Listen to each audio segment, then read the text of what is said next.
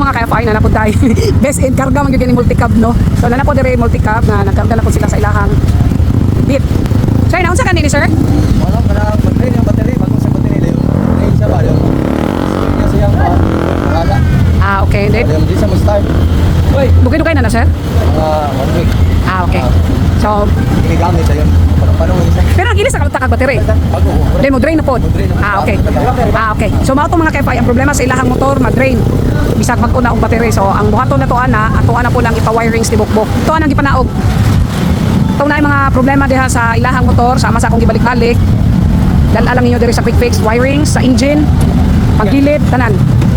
So gi-check na ni bok-bok mga ka-FI no. Dayon gitanaw niya ang mga wirings ug naabay mga diferensya niya, wala man daw. Dayon ang fuse box iya na pong gilimpyuhan kay basin are mga lost contact ba.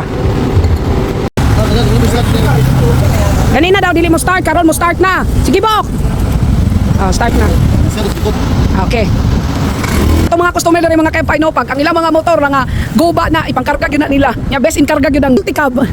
So okay na ang motor, wala problema. So kung diri mo sa quick fix mo inyong motor gikarga, karon ikarga lang gyapon. So maulian gyud ang inyong motor. Pare lang mo sa quick fix kung na may mga problema.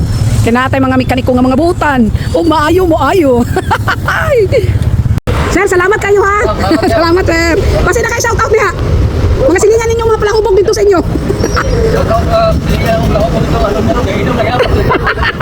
Sige sir. Thank you.